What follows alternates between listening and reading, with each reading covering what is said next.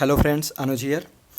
आज हम पीवाईक्यू के थ्रू स्टैटिक पोर्शन को कवर करने की कोशिश करेंगे और ये PYQs different exams like UPSC, UPPSC and BPSC से लिए गए हैं। क्योंकि कमीशन के क्वेश्चन का जो लेवल होता है वो कोई भी रेपुटेड इंस्टीट्यूट हो वो कभी उस लेवल को मैच नहीं कर पाता है। इसलिए हम पहले इन क्वेश्चंस के थ्रू देखेंगे कि एग्ज़ाम में एग्जामिनर आपको किस लेवल तक, कहाँ तक ले जाकर टेस्ट करना चाहता है। जैसे कि अभी रिसेंटली बीपीएससी टीचर का एग्ज़ाम हुआ और इनके क्वेश्चन का लेवल देखकर हमें लग रहा है कि बीपीएससी ने काफ़ी इम्प्रूव किया है अपने आप को। जो भी नई टीम बनाई है उन्होंने क्वेश्चन का लेवल काफ़ी अच्छा सेट किया है। तो हमें भी इसके अकॉर्डिंग अपने प्रिपरेशन को एक लेवल अप लेकर चलना पड़ेगा। तो आज के लेक्चर में हम कुछ क्वेश्चंस के थ्रू कवर करने की कोशिश करेंगे और देखेंगे कि क्या क्या इम्प्रूव करना है हमें और कहाँ तक अपनी स्टडी को हमें लेकर जाना है। क्योंकि वन लाइनर का जो सीन था अब वो उसके अकॉर्डिंग में हो नहीं पा रही हैं चीज़ें। तो हम अब देखेंगे कि वन लाइनर तो करेंगे बट उसके अंदर थोड़ा एक लेवल आगे जाके देखेंगे कि हाँ कहाँ से क्वेश्चन हो सकते हैं, वो उसके कॉन्सेप्ट क्या है, उसके बेसिक कॉन्सेप्ट क्या है उसके पीछे। तो उसके बेसिस पे हम कुछ क्वेश्चन करते हैं। अब ये क्वेश्चन है with reference to the president's rule, ठीक है। Consider the following statement, it imposes only when a state fails to comply with a direction from the centre. अब ठीक है, अब ये चीज़ तो हमको पता है कि प्रेसिडेंट रूल कैसे लगता है। जब स्टेट फेल हो जाता है कंप्लाई करने में direction from the centre, centre से जो भी डायरेक्शन आती है अगर उसको फेल हो जाता है, ठीक है। तो अब हमें पहले बेसिकली ये पता होना चाहिए कि जो प्रेसिडेंट रूल है ये किस किस आर्टिकल में आता है, ठीक है। कलर चेंज करते हैं ये, तो हमें ये बेसिकली पता होना चाहिए कि ये आर्टिकल 356 एंड आर्टिकल 365 के अंडर में कवर होता है, ठीक है। तो अब ये जो इन्होंने ये दिया ये तो दे दिया 365 का, ठीक है, कि direction from the centre. But अगर हम देखें कि 356 क्या है, 356 का अगर हम प्रोविज़न देखेंगे तो इसमें ये बोला जाता है कि government can't carry according to the provision of the constitution. अगर गवर्नमेंट कॉन्स्टिट्यूशन के अकॉर्डिंग वर्क नहीं कर रही है तब भी इमरजेंसी लगाया जाता है। तो ये सिर्फ ओनली वन कंडीशन नहीं है, तो पहला तो रॉन्ग हो गया। अब दूसरा देखते हैं, it can be extended to a maximum period of 1 year with parliamentary approval.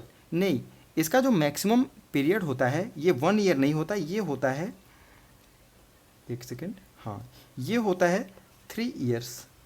और इसका जो पार्लियामेंट्री अप्रूवल की अगर हम बात करें तो ये एवरी 6 मंथ लेना पड़ेगा हमको, कि हर 6 महीने पे एवरी 6 मंथ अगर हम लेते रहेंगे तो ये मैक्सिमम लिमिट हम 3 ईयर तक हम कहीं भी इम्पोज कर सकते हैं प्रेसिडेंट रूल को, ठीक है। तो इसका अगर राइट आंसर देखें तो क्या होगा, ये पहला स्टेटमेंट भी गलत है, दूसरा भी गलत है, तो इसका डी हो जाएगा। नेक्स्ट क्वेश्चन अगर देखें, तंगम लैंग्वेज की बात कर रहा है, ठीक है। ये कहाँ है, क्रिटिकली इंडेंजर्ड की कैटेगरी में है ये लैंग्वेज, और किसने डाला है, UNESCO world Atlas of endangered language ने, ठीक है। तो यूनेस्को एक संस्था है जिसने कि जो कि एक इश्यू करती है, वर्ल्ड एटलस इश्यू करती है किसकी, इंडेंजर्ड लैंग्वेज के, पूरे वर्ल्ड में जहाँ जहाँ इंडेंजर्ड लैंग्वेज है, ठीक है। तो अब ये दे रहा है कि state union territories does Tangam language belong. तो तंगम लैंग्वेज जो है वो किस स्टेट या किस टेरिटरी को बिलोंग करती है। तो तंगम लैंग्वेज के बारे में पहले हम देख लेते हैं कि ये जो तंगम लैंग्वेज है ये पहली बात कि ये ओरल लैंग्वेज है, ठीक है। इसकी कोई अपनी स्क्रिप्ट नहीं, मतलब कोई रिटन फॉर्म में नहीं है कि ये कोई रिटन है, इसका कोई बुक टाइप का है या फिर कोई स्क्रिप्ट है आप पढ़ के इसको सीख लेंगे, नहीं, ये सिर्फ और सिर्फ ओरल फॉर्म में है, ठीक है।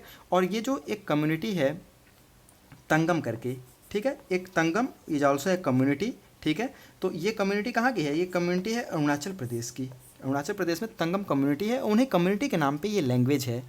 और इस तंगम को देखें तो ये क्रिटिकली इंडेंजर्ड में डाल दिया है यूनेस्को ने। अब अगर यूनेस्को ने क्रिटिकली इंडेंजर्ड में डाला है तो इसके लिए भी कुछ क्राइटेरिया होगा कि क्यों डाला है, कैसे डाला है।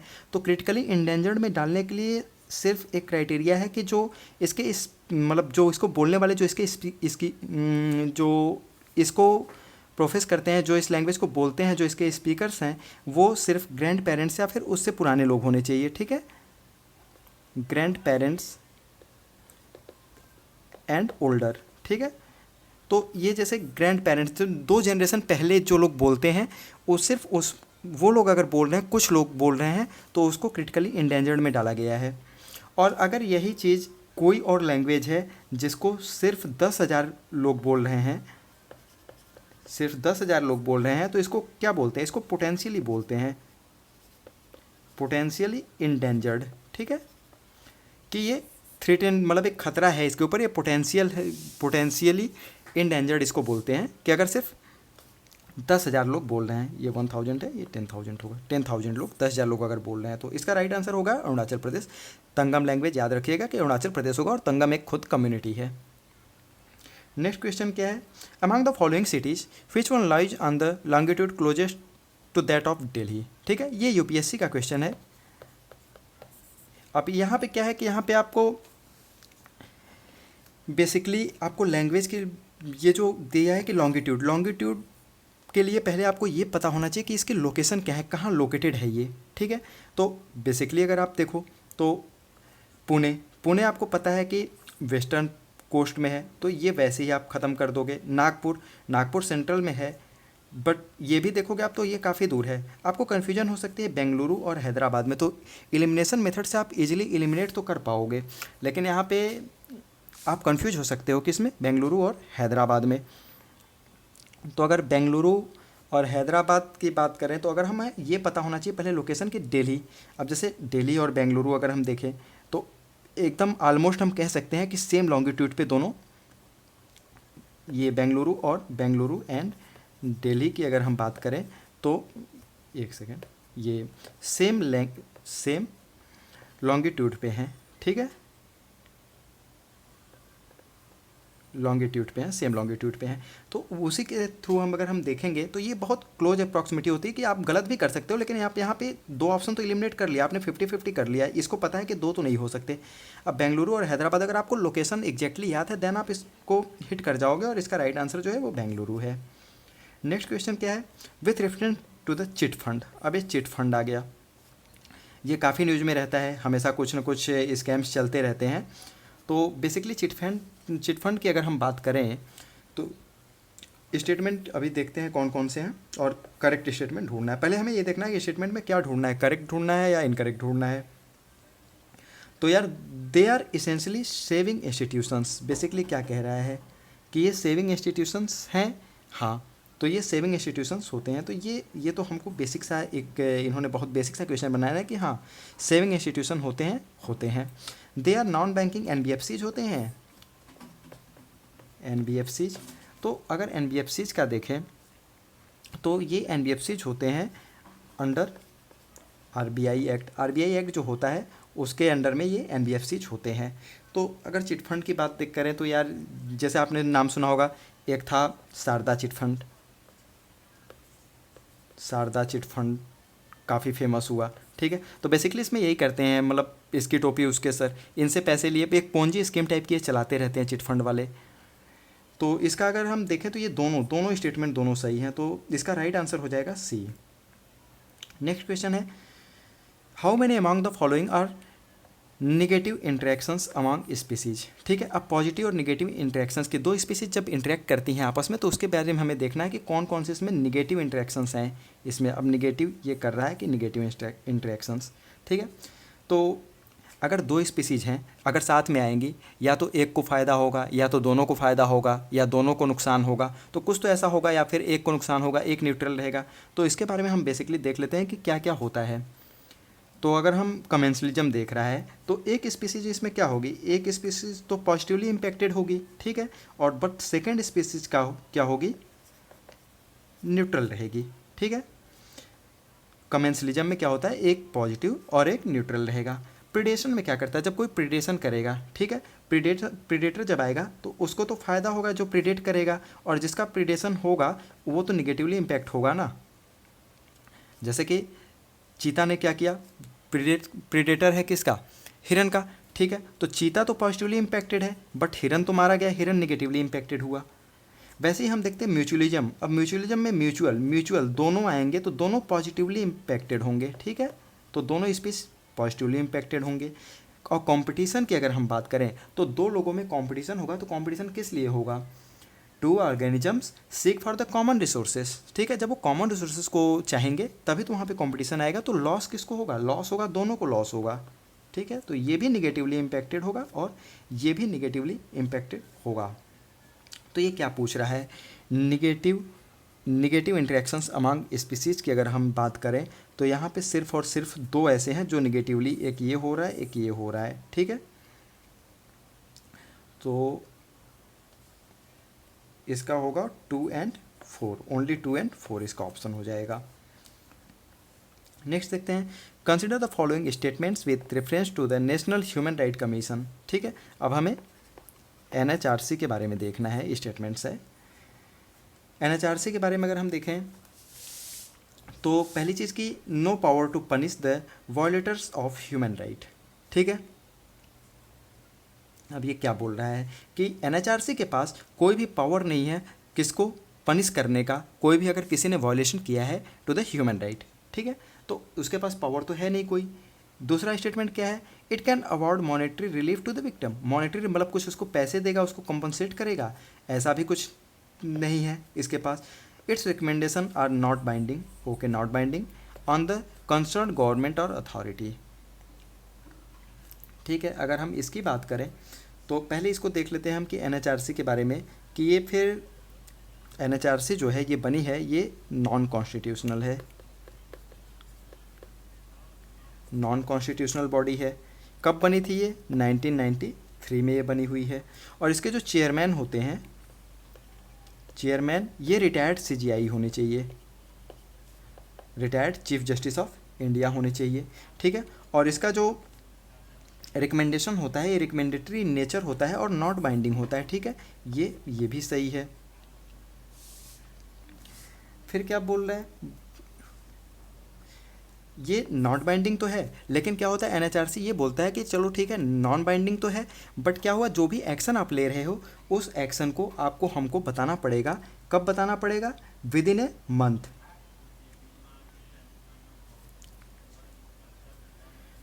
कि 1 मंथ में बताना पड़ेगा। और यहाँ पे जो है मॉनेटरी अवार्ड मॉनेटरी रिलीफ, तो ऐसा कुछ नहीं है, NHRC किसी को कोई पैसे वैसे नहीं देता है। तो ये स्टेटमेंट जो है गलत हो गई। पहली स्टेटमेंट क्या है, power to punish, no power, इसके पास कोई पावर नहीं होती है पनिश करने की। तो अब नॉट करेक्ट की अगर हम बात करें तो एक सेकेंड, स्टेटमेंट 1 इज करेक्ट हो गया, ठीक है। Statement 3 is correct. How many of the statement given are not correct, तो ओनली 1 स्टेटमेंट जो होगा इसका नॉट करेक्ट होगा, ठीक है।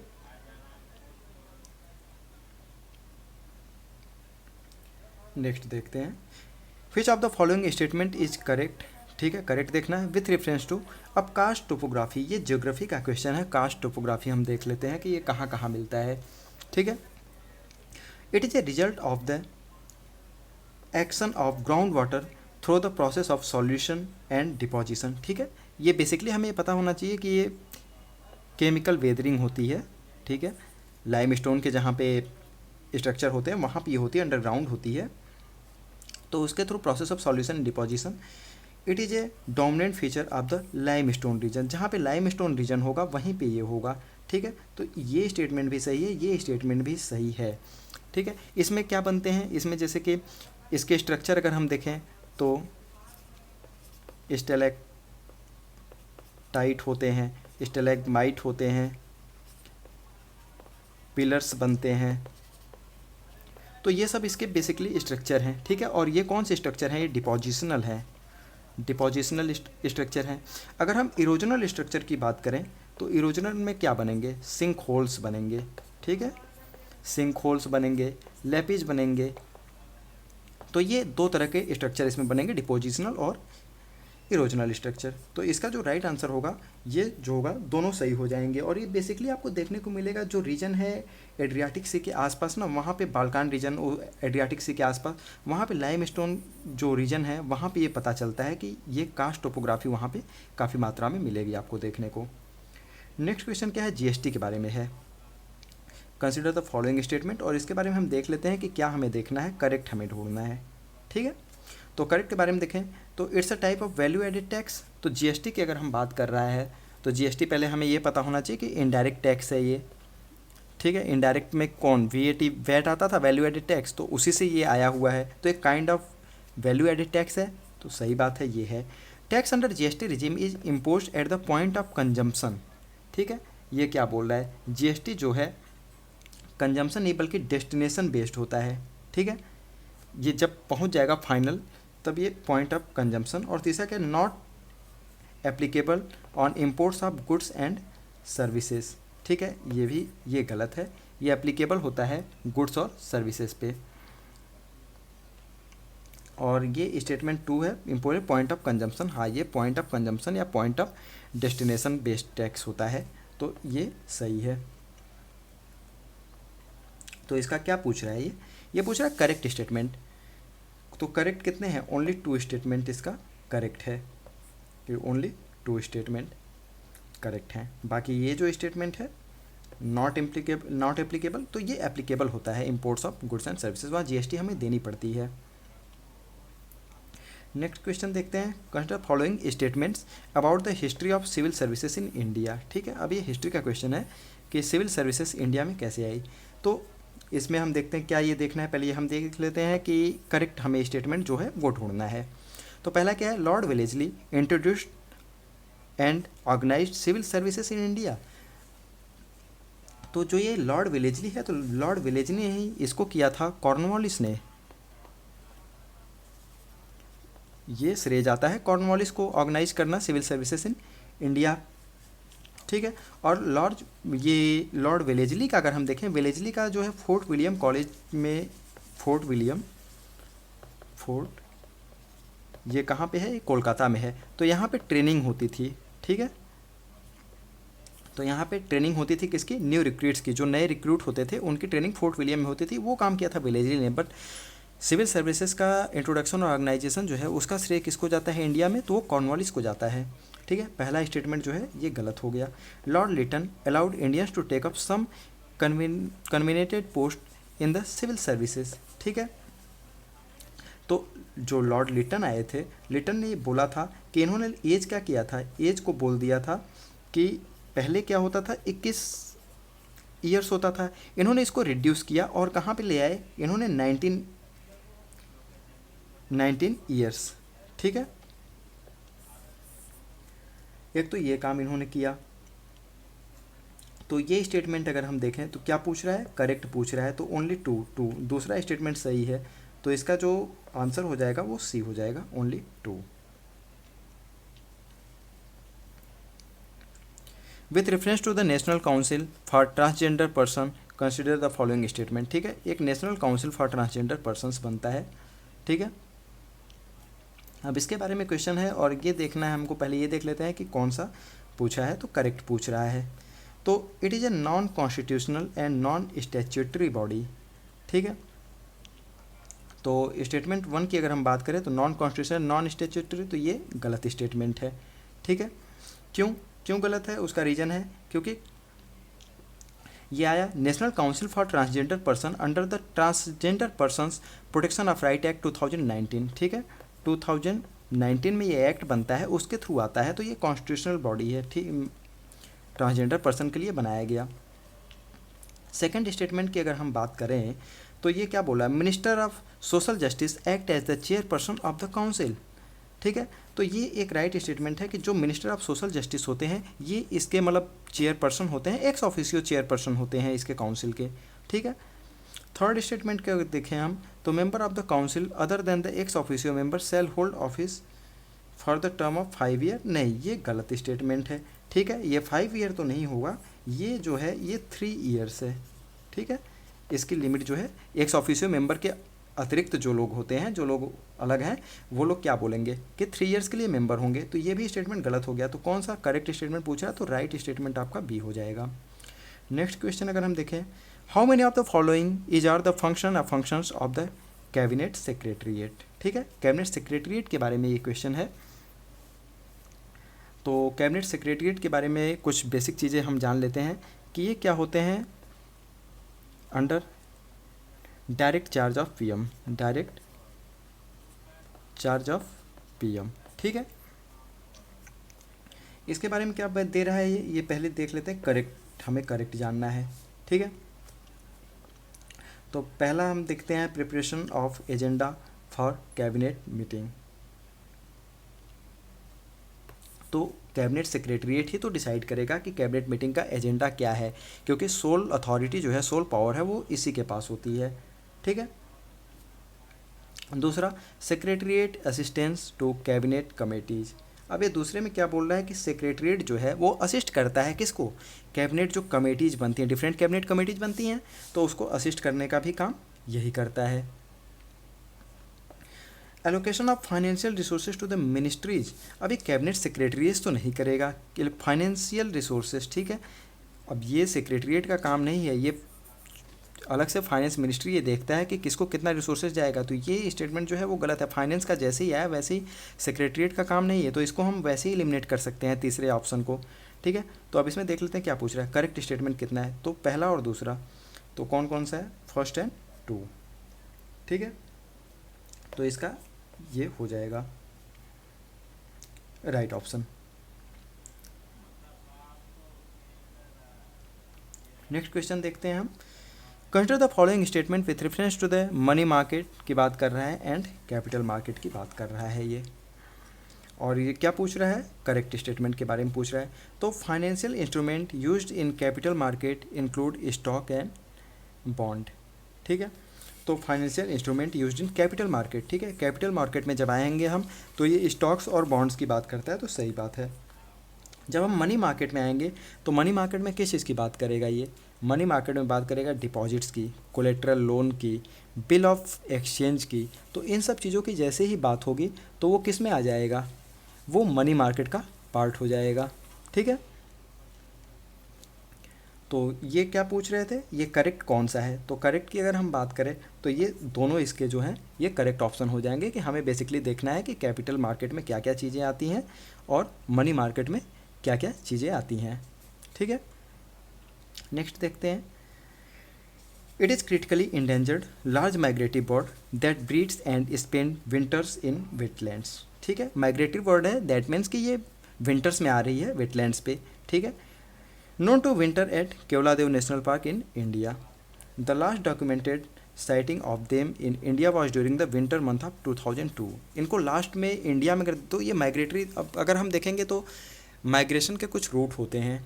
ठीक है। तो माइग्रेशन के रूट के थ्रू ही वो नेविगेट करते हैं और वो आते हैं ठंड में, कहाँ से, साइबेरिया से आते हैं हमारे यहाँ वेटलैंड्स में।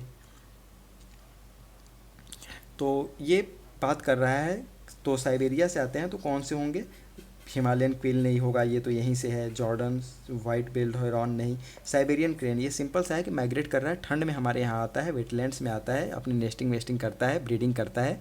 ठीक है। तो साइबेरियन क्रेन क्या है कि ये बहुत लंबी जर्नी ट्रेवल करते हैं। तो ये साइबेरिया से होते हुए, जैसे कि इनकी दो पॉपुलेशन होती है, और ये जो स्पीसीज है ना, ये इनकी बात करें तो ये क्रिटिकली इंडेंजर्ड हैं, क्रिटिकली इंडेंजर्ड स्पीसीज हैं। ठीक है। और ये कहाँ से मूव करते हैं, साइबेरिया टू चाइना, एंड वहाँ से फिर ये वेस्ट में आते हैं, मतलब हमारे यहाँ आते हैं। ये पूरी जो रूट है वो रूट आप लोग एक बार कमेंट में बताना कि कितने रूट हैं, और इंडिया उसमें से कितने रूट में फॉलो करता है या फिर नहीं करता। जो माइग्रेशन के रूट हैं उसमें इंडिया है या फिर नहीं है। नेक्स्ट क्वेश्चन अगर हम देखते हैं तो कंसिडर द फॉलोइंग पेयर्स। ठीक है। ये बात कर रहा है न्यूज़पेपर और जनरल्स एक साइड में दे रखे हैं, और स्टार्टेड बाई, किसने स्टार्ट किया था। तो केसरी, जैसे केसरी जो एक जर्नल था, तो केसरी क्या था और किसने स्टार्ट किया था। तो केसरी तो स्टार्ट किया था बाल गंगाधर तिलक ने, और केसरी जो था ये मंथली, ये जो था केसरी, ये क्या था कि ये मराठी था और डेली था। केसरी जो था मराठी लैंग्वेज में था, और बाल गंगाधर तिलक ने एक और चलाया था, कौन सा, मराठा। ये किस लैंग्वेज में था, ये इंग्लिश लैंग्वेज में था। ठीक है। तो बाल गंगाधर तिलक के दो ये फेमस है कि केसरी और मराठा। मिरातुल अखबार की बात करें अगर हम, तो मिरातुल अखबार किसने चलाया था, तो ये चलाया था, ये गलत है, ये राजा राम मोहन रॉय ने। ठीक है। राजा राम मोहन राय ने चलाया था। और इनकी एक और इम्पॉर्टेंट वो है, कौन सी, संवाद कौमुदी। ठीक है। अब बंगाली की अगर हम बात करें तो बंगाली चलाया था मोतीलाल घोष नहीं, बंगाली को चलाया था सुरेंद्रनाथ बनर्जी। और ये कब चला था, ये जब स्वदेशी मूवमेंट चल रहा था ना, तो स्वदेशी मूवमेंट के स्वदेशी मूवमेंट के टाइम पे ये चल रहा था। ठीक है, स्वदेशी के टाइम पे अगर देखें तो 3 चल रहे थे। एक कौन सा था? हिताब्दी था, हिताब्दी था, फिर था संजीवनी, संजीवनी एंड बंगाली। ठीक है, ये 3 न्यूज़पेपर जो हैं उस समय स्वदेशी मूवमेंट के टाइम पे ये लिखे गए थे। तो बंगाली किसने लिखी? सत्येंद्रनाथ बनर्जी ने लिखी। और स्वदेश मित्रम की अगर हम बात करें, ये जो मैगजीन है, न्यूज़पेपर है, ये जी सुब्रमण्यम अय्यर ने निकाली। और इनकी एक और इम्पॉर्टेंट थी, कौन सी? द हिंदू, जो अभी भी आती है न्यूज़पेपर, तो द हिंदू भी जी सुब्रमण्यम अय्यर ने निकाली थी और स्वदेश मित्रम भी इन्होंने ही निकाली थी। तो कौन कौन से पेयर करेक्टली मैच्ड हैं? तो एक तो केसरी करेक्टली मैच्ड है और एक स्वदेश मित्रम। तो ठीक है, तो इसका कौन सा हुआ? ओनली 2, 2 इसके करेक्टली मैच्ड हैं। लास्ट में क्या है? Which of the following is not correct regarding PM किसान। अब पीएम किसान स्कीम जो चल रही है, तो पीएम किसान स्कीम के बारे में अगर हम देखें तो इसमें क्या बोल रहा है कि नॉट करेक्ट कौन सा है, कौन सा गलत है। तो पीएम किसान के बारे में पहला स्टेटमेंट क्या है कि सेंट्रल सेक्टर स्कीम है। हाँ, ये गवर्नमेंट की, सेंट्रल गवर्नमेंट की स्कीम है, सेंट्रल सेक्टर स्कीम है। ठीक है, तो पहला एक सेकेंड, हाँ, पहला ये सही है। Responsibility of identification of beneficiary farmer families rest with the states and union territory governments. ठीक है, तो जो रिस्पॉन्सिबिलिटीज है कि बेनिफिशरीज को आप ढूंढो, वो किसके ऊपर है? वो डिपेंड करता है पूरी तरह से स्टेट गवर्नमेंट की या यूनियन टेरेटरीज की गवर्नमेंट की। इसीलिए देखेंगे कि शुरू में स्टार्टिंग में जो वेस्ट बंगाल की गवर्नमेंट थी, वेस्ट बंगाल गवर्नमेंट ने इसको नहीं अपनाया था, बाद में इन्होंने अपनाया। तो ये पूरी तरह से गवर्नमेंट, स्टेट गवर्नमेंट पे डिपेंड करती है। ठीक है, कि उसको अलाउ करना है नहीं करना है। Fund is directly transfer to the bank account of the beneficiaries. हाँ, डायरेक्ट बेनिफिट ट्रांसफ़र डीबीटी के थ्रू ये 3 बार में दिया जाता है। 6000 रुपीज़ का 6000 रुपीज़ दिए जाते हैं 3 टाइम्स में। ठीक है, definition of family for scheme is husband. ठीक है, husband, wife and unmarried children. नहीं, तो ये अनमैरिड चिल्ड्रेन नहीं होता, ये अनमैरिड की जगह माइनर चिल्ड्रेन होगा। तो ये अनमैरिड चिल्ड्रन नहीं होगा, ये माइनर चिल्ड्रन होगा। तो दैट मीन्स कि नॉट करेक्ट कौन सा है? तो ये डी ऑप्शन हमारा राइट आंसर हो जाएगा इसका, कि ये गलत है। ठीक है, ठीक है, तो इसमें 15 क्वेश्चन के थ्रू हमने देख लिया कि जो प्रीवियस क्वेश्चन कमीशन बना रहा है वो कहाँ से बना रहा है, मतलब उसका लेवल क्या है, वो कहाँ तक लेके जा रहा है हमको। जैसे वो आर्टिकल्स की बात कर रहा है, तो आर्टिकल में 2 आर्टिकल हैं, तो एक आर्टिकल की बात किया उसने प्रेसिडेंट में। ऐसे ही जो हमने देखा कि कौन सी लैंग्वेज है, तो कौन सी कम्युनिटी बोलती है, कम्युनिटी के नाम पे ही वो लैंग्वेज है। चिट फंड्स के बारे में क्वेश्चन थे। तो बहुत सारे क्वेश्चन जो है करंट से रिलेटेड हैं, उनको वो करंट से वन लाइनर नहीं पूछ रहा है, वो क्या कर रहा है, वो उसके स्टैटिक पोर्शन को पूछ रहा है। तो अब हमें डीप थोड़ा पढ़ना पड़ेगा जाके उसको। तो ऐसे ही हम और भी वीडियोज़ लेकर आते रहेंगे। Thank you for watching.